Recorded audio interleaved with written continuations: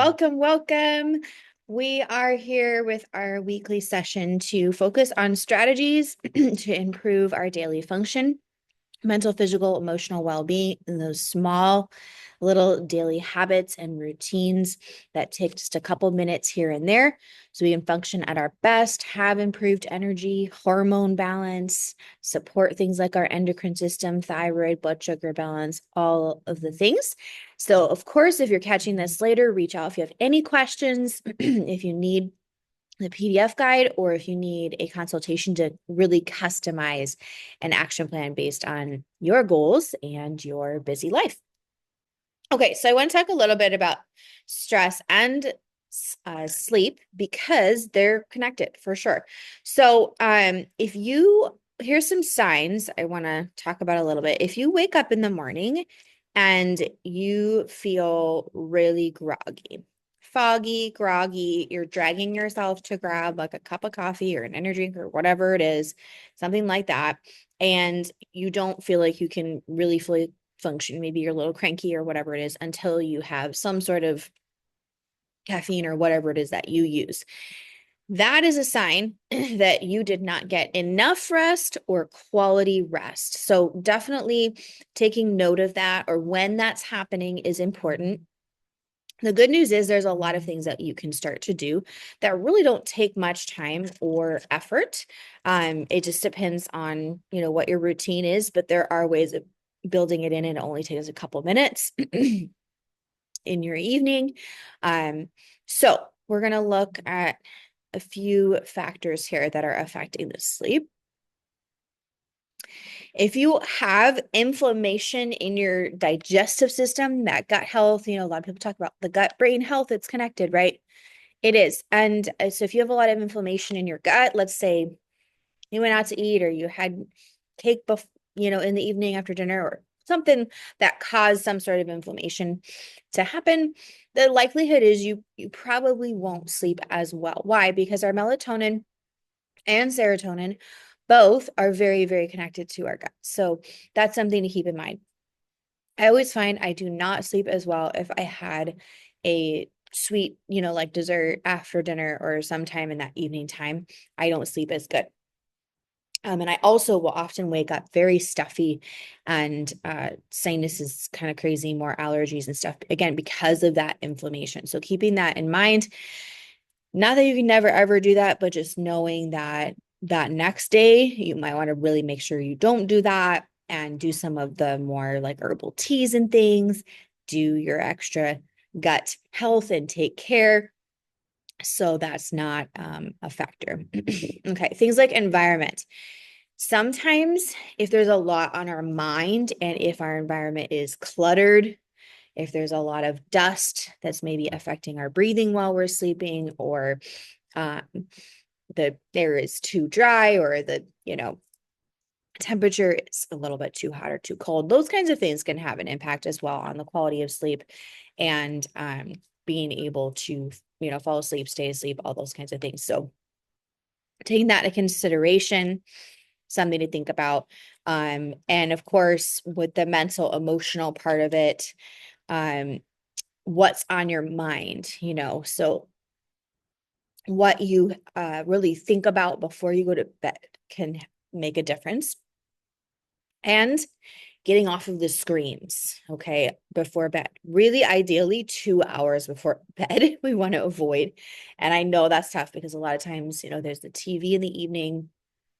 So at least if you feel like you can't eliminate it 2 hours before, at least wear blue light glasses and set your TVs and your whatever phones to like an amber setting. There are settings in the screen that you can switch it so it's not as much of the blue light. And then what are you listening to? What are you watching? Is it stuff that's like, uplifting, positive, and encouraging, inspiring, or maybe laughter that, that's okay?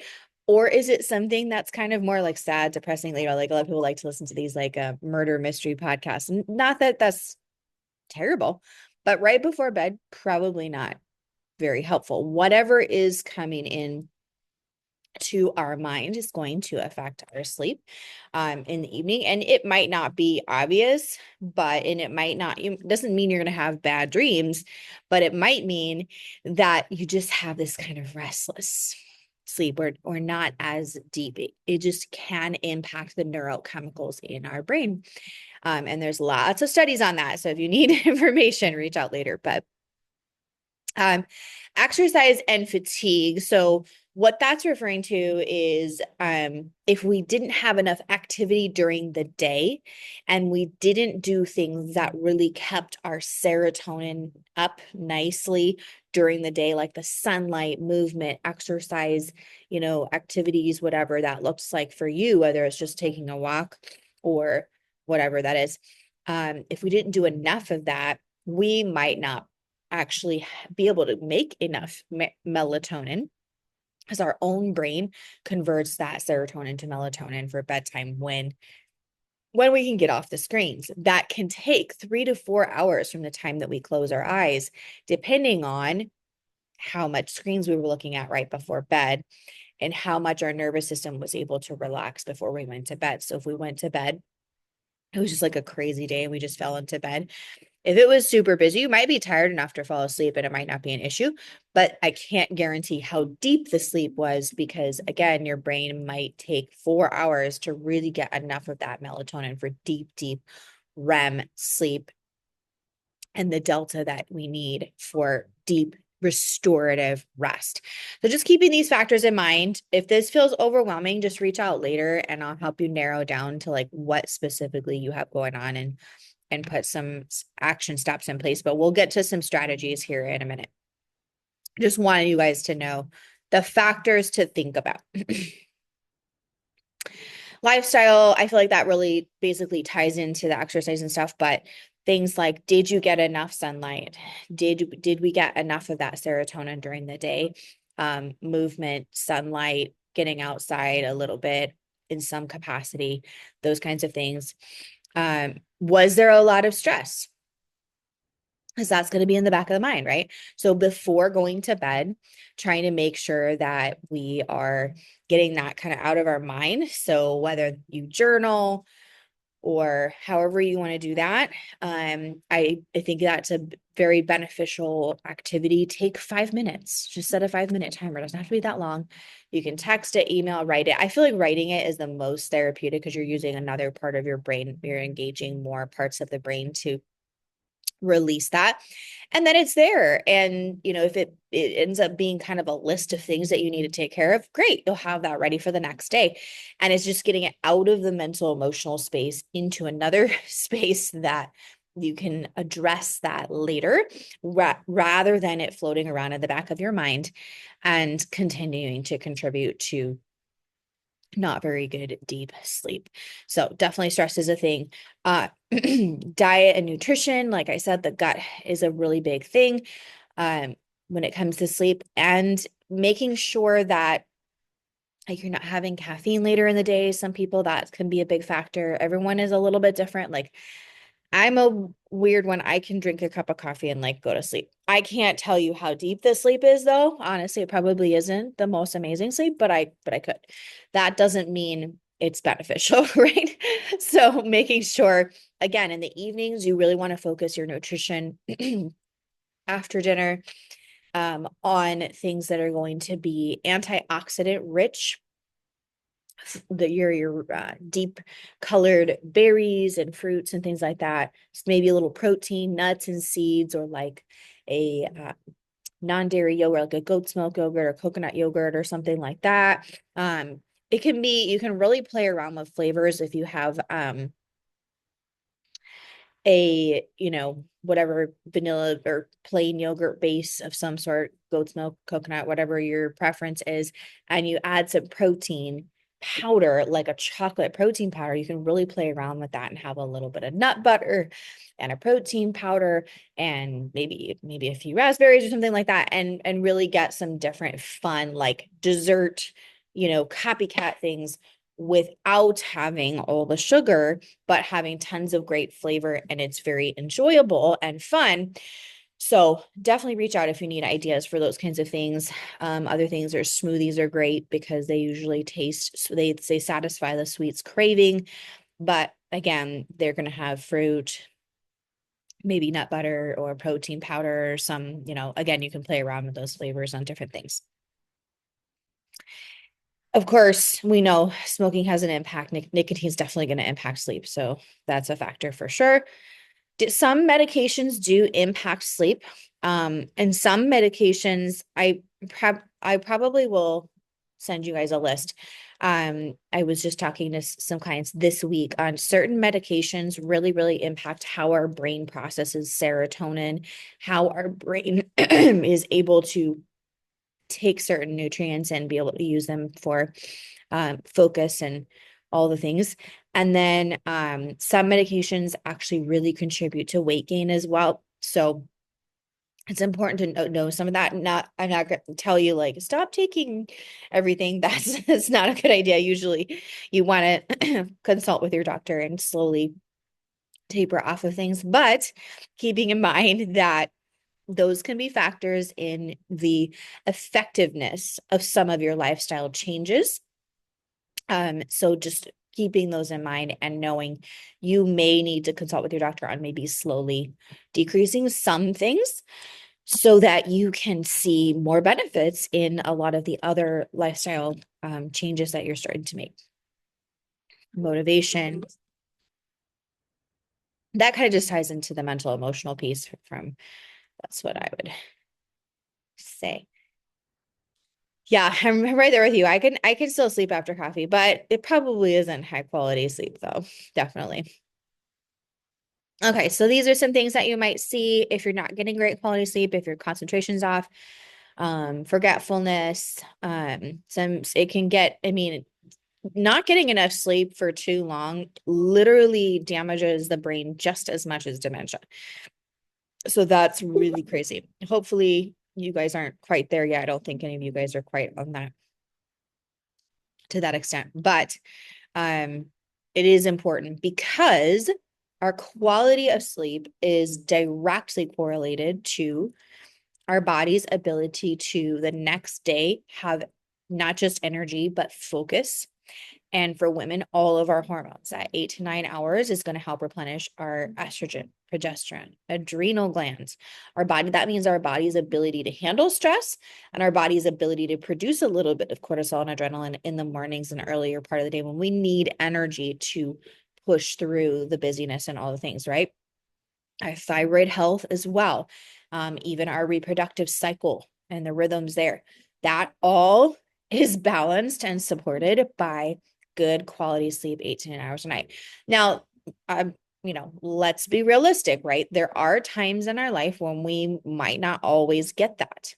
What you can do on a busy week, a busy month, a crazy season is just look at what days of the week can you build in extra rest. It might be 1 or 2 days in some crazy seasons. I know, with me, I'm going to have a newborn coming up, then I'm going to have to find ways of kind of compensating a little bit differently because I'm not always going to get that, right? But there are ways of doing that. So just kind of keeping in mind that you can, okay, I know tonight I got all these reports that are due. So the next day or maybe the day after, I'm going to really build in extra rest time so that we can replenish those adrenals, replenish all those hormones and everything. In the evening, our brain is built, the circadian rhythm here. Our brain is built to when it gets dim and dark, which is why getting off the screens is so important for our sleep. When it gets dim, that's when we start producing our own melatonin. And let's say we take a melatonin supplement, which isn't always bad, but you really got to make sure you're not taking too much of that. Actually, if let's say we're staring at a screen and we take melatonin to go to bed and our nervous system is not being relaxed enough and everything, right? And then we try to go to bed, we will fall asleep. We are not going to get deep restorative rest. And it sets us up the next morning. Our brain will be confused because there's all this light coming in. So our brain was fighting that melatonin and actually trying to produce probably serotonin and some other things to keep us awake because we've got all that light coming in from the screens and stuff. And then the next morning, we will wake up and either be super, super exhausted or be on like running on adrenaline through the day. And then it sets it up to be that daily rhythm is sort of like backwards inside out, where it's not how it really should be. So that's why we're talking about these routines. These evening routines are important. You can condense it, doesn't take a lot of time, but definitely important to know. So when it comes to the rhythm, we want to think about, this one puts it in like a circular chart, but we want to think about, in the morning, we want to support, lots of serotonin, sunlight, movement, activity, all those things, right? A little bit of cortisol is okay to get us through the busy days. And then in that afternoon, like getting home from work, eating dinner time, we want to start slowly ramping that down, helping our nervous system to find ways to release tension, stretching, deep breathing, things like that. Getting more protein in the diet, all those different things, maybe using a nice cup of relaxing tea or something, right? Into the evening routine where we are getting that nervous system already relaxed, less lights from screens, maybe a little, Epsom salt bath or something, right? To get our brain ready to relax, dim lights so that we can sleep better. Okay. So that's what this is kind of showing, that in the clock, our clock kind of tips for healthier, routines with sleep. When you're unwinding before bed, of course, the dim lights, right? More protein, but that doesn't mean don't eat like a huge steak right before bed, right? Because that's heavy on the digestive system. It's going to have to work pretty hard. And when we're sleeping, our digestive system is actually slower. So, not too heavy, right? Of course, the smoking, drinking alcohol in the evening times can really disrupt sleep and cause that gut inflammation as well. So keeping that in mind. During the day, like I said, getting that exercise, watching that caffeine, especially I'd say anytime after 4 p.m. Watching that. Some people they can't have anything past like 2 p.m. or any caffeine. Naps not too late in the day, right? Because again, that'll confuse the circadian rhythm if you do it too much. The temperature is a factor as well. Some people, and this is that kind of funny, but some people find they sleep way better when they like wear socks versus not wearing them, or some people are the other way around. So something to play around with, see if that helps make a difference as well. Having a routine where you're very consistent on the time that you go to sleep and the time that you get up, right? We kind of know that one. And be careful about the electronic devices. So I talked about the screens and the light from the screens really disrupting our circadian rhythm, but also just the radiation, the EMF radiation coming off of devices in a bedroom, TV, computer, our phones. One of the doctors at a seminar I went to recently was saying we should not be sleeping within 15 feet of our cell phone charging. That's the amount of radiation it puts off. It's crazy. So really trying to, move those things out of the bedroom as much as possible. If you have a Wi-Fi router or anything like that in your room, make sure it's, the 15 to 20 feet from your bed, that kind of thing. All of those things are factors. I have known some clients who had a bunch of health issues because they found out that their house had, like, right outside where their bedroom was, close to where they sleep, some sort of electrical panel that was like, whether it was for their Wi-Fi thing or for their solar panels or for their just electrical panel for their house. And that was enough EMFs to cause them issues, not just things like migraines, but other, endocrine disruption and all kinds of things. So we talked about that already, the TV and stuff. And then trying to really get to bed, get to sleep when you feel tired, not trying to push through when it's possible. I know how it can be sometimes as a mom. I'm like, oh, I mean, got to get that load of laundry finished or reports for work or whatever it is. And, maybe you're a little tired. So I understand the challenge for sure. Okay. This is a little bit more of a breakdown of our melatonin, our pineal gland in the brain, which is this little tiny dot there. I can't believe how tiny that is, right?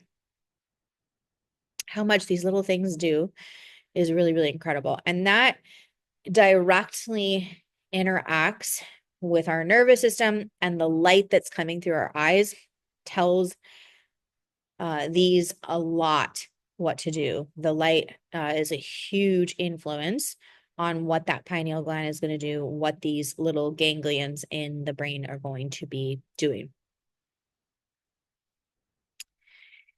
So obviously our melatonin helps with our sleep, helps keep that rhythm where it should be, how it should be for our best function. This is going to support our antioxidant, which means helping our body deal with inflammation. So again, getting enough of this rest is going to not just support our energy during the day, but our hormones and our body's ability to get rid of things that we don't need in our system, like the little heavy metal particulates from foods that were in cans, beverages that, if you've ever had soda in a can or sparkling water in a can or any of those little particles, they're really hard for the body to deal with, especially when we aren't getting enough good rest, right? Or whether it's the synthetics, additives and fillers in our foods, right? Preservatives, all that kind of stuff. Of course, we try to, improve our nutrition as much as possible, but it's almost impossible to be totally perfect, right? Helping our body deal with the synthetics in the air from, we walk outside and there's some pollution or things in our cleaning products that are sprayed, and sometimes it's just like just going to the store, right? You can smell that clean aisle, right? That's being breathed in. It's still coming in through your respiratory system. It's still in the system. Everything we put in our skin, we absorb. So any cosmetics, shampoos, lotions, beauty products, those kinds of things, if they are not 100% like pure and natural, there's going to be some synthetics in there that our body has to figure out how to deal with. And if we don't have the proper rest and things, the right amount of antioxidants, all that kind of stuff, it can be very difficult. So that's important. Mitochondria health. Last week, we talked a lot about mitochondria. If you need that replay, those are the powerhouse engines that run our cells. So the mitochondria are suffering because of lack of good quality sleep. It's going to show up in lots of different areas in the body. It's just like inflammation, and it can show up very differently for each person. Some people it's just headaches, some people it's fatigue and neurotransmitter imbalance, some people it's more hormonal, some people it's like rashes and skin problems. So it really depends. But those mitochondria actually support healthy expression of our DNA. They do a lot of different metabolism functions and everything. So it's really, really important to support that. And we went through those strategies last week. Helping with inflammation, like I said, regulating cardiovascular function, metabolism, nervous system, mental well-being. Getting enough good quality sleep can be as helpful as an antidepressant. So keeping that in mind.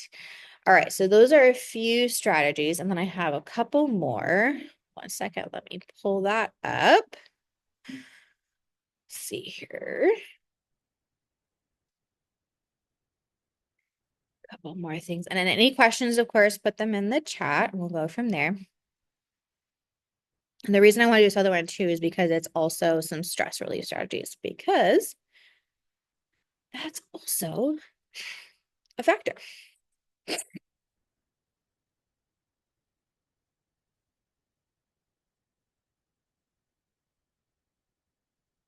Okay.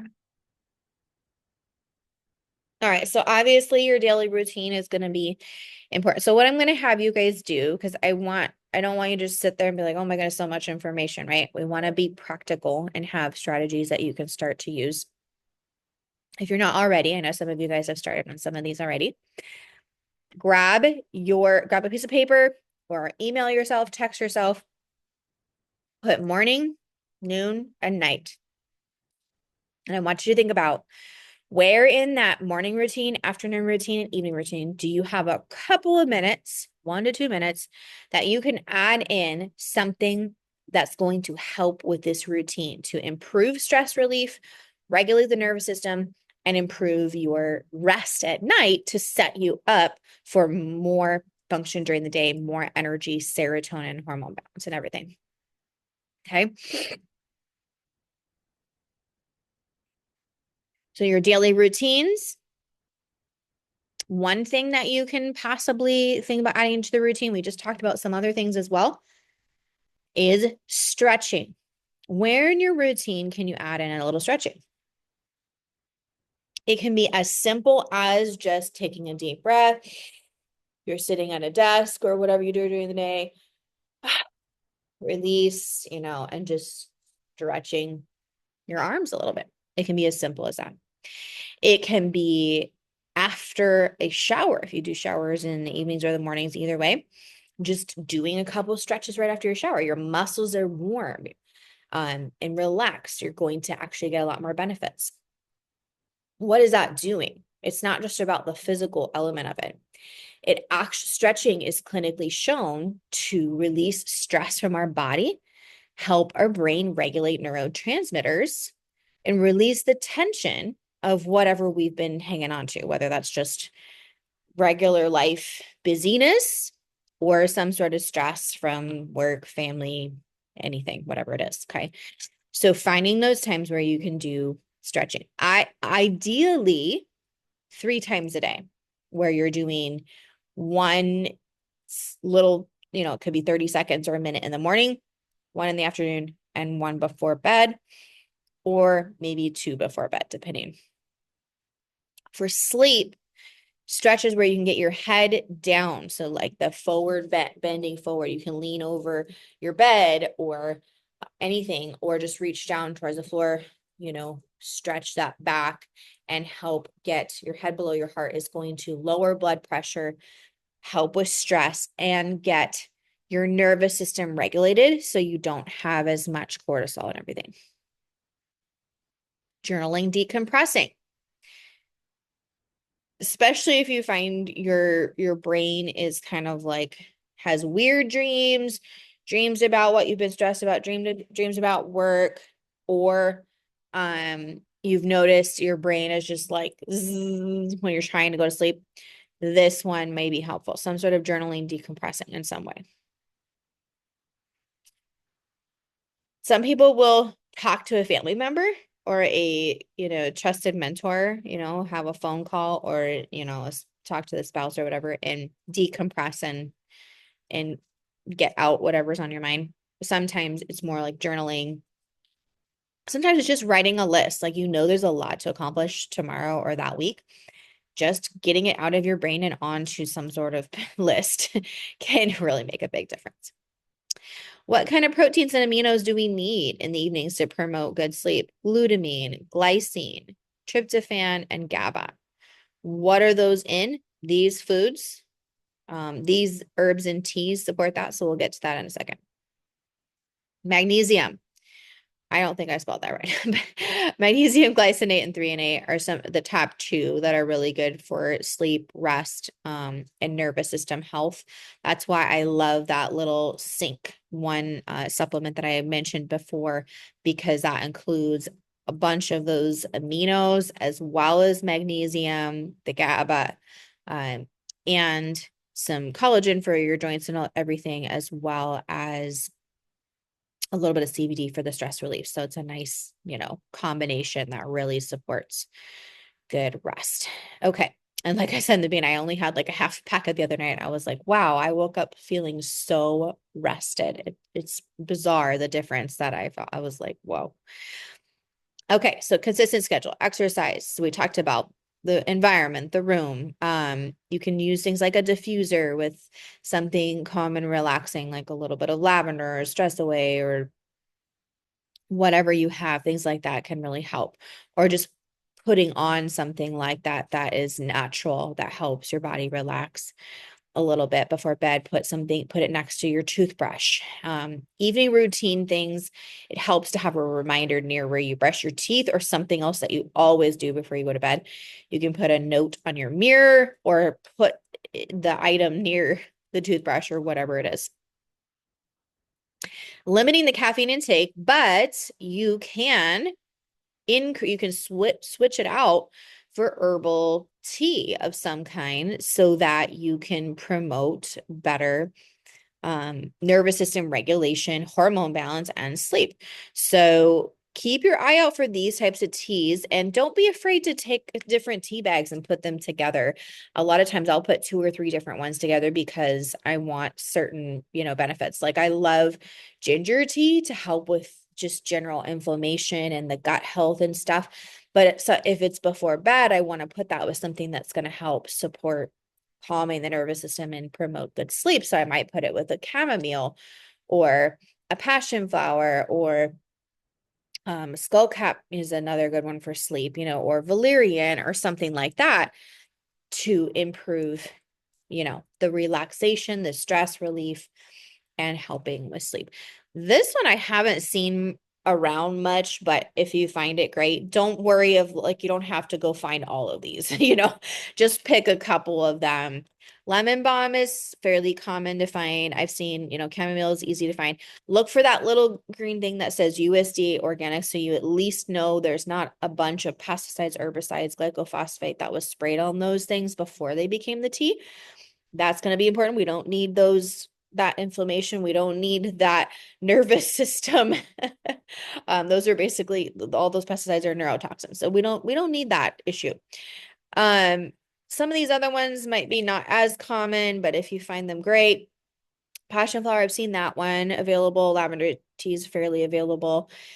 Valerian, skullcap not as much, but here and there. And you'll see if some of the blends that they will pre-make blends for sleep. Sometimes it will say like sleep something, right? And you look on the back, it'll probably have skullcap and valerian in there and probably chamomile. And so some of those are fine. Again, you're just looking for that USDA organic at least. I mean, that's still not like the highest standard, but it's a lot better than most of the things out there. So, and then the foods that you want to have more of in the evening. Now, with bananas, I will caution, eat this with some nut butter or in a smoothie with some protein powder because you don't want to spike your glucose right before bed. And bananas can be a little bit starchy. Now, the less ripe the banana, the less starch it has. So that's important to know. If it's more ripe or brown, you're going to have much higher glucose content, starchy content. So again, I just say make sure you pair it with some protein of some kind, and that can really help. But it does have some potassium, and I think it has a little bit of the GABA in it that can help with sleep as well. Walnuts, your greens are good in the evenings. Lots of great minerals, magnesium and zinc and all kinds of good things. Turkey, or you might not actually eat like a whole turkey, but if you have like a turkey sandwich meat, I often recommend with deli meats, just sear them in a pan before you eat them or use them, just because they tend to have a lot of additives and can have some parasites and things. So I recommend to do that. But the tart cherry juice is amazing. That's a really good one to use. Kiwi is one of the foods that has those aminos in there. Walnuts. So maybe some mixed nuts and seeds or something. You can do that.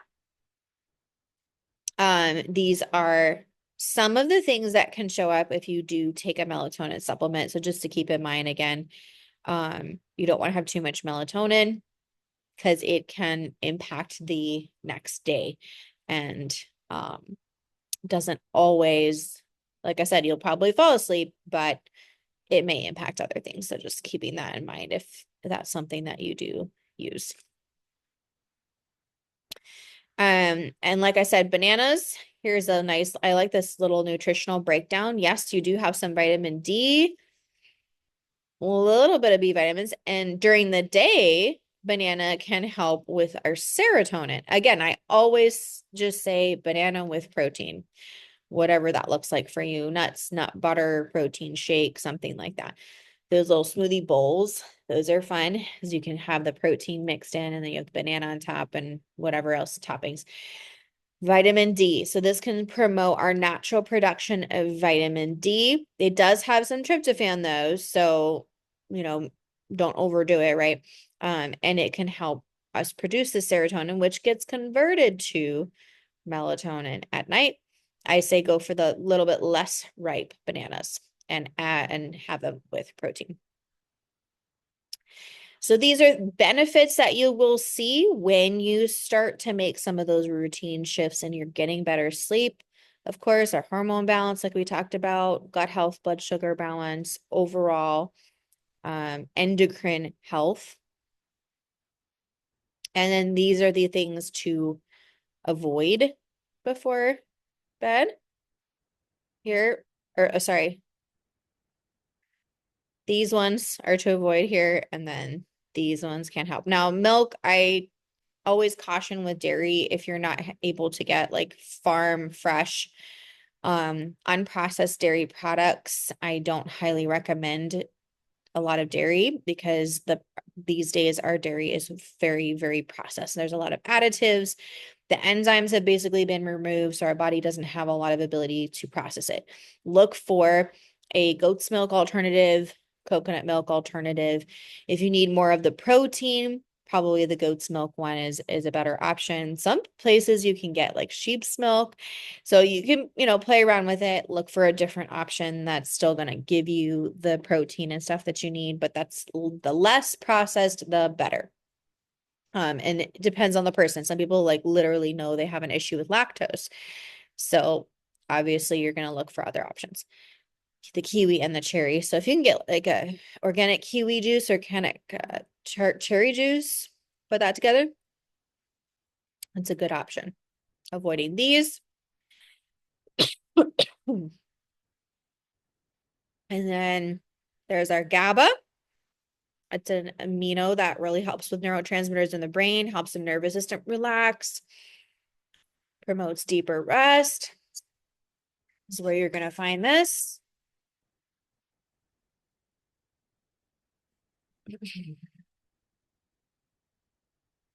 So eating more of these things in the, afternoons and evenings. And buy cereals and legumes. We've talked about this before. Grains and things. You want to do that USDA organic because those are some things that are usually heavily sprayed with the glyphosate and other neurotoxins like that. So you want to make sure you're not consuming a lot of that unless it's USDA organic. All right. And then this just talks about how GABA helps our brain to balance those neurotransmitters. That's very interesting how to keep the right amount of stomach acid balance. We need these vitamins and zinc. The glutamate also helps. So having those things balanced properly helps us to actually process our GABA. So again, right, we talked about how the gut health has a big impact on sleep and our body's ability to use things that help us sleep better. Okay, I'm going to answer questions, make sure everyone has tools that they need, and I will see you next time.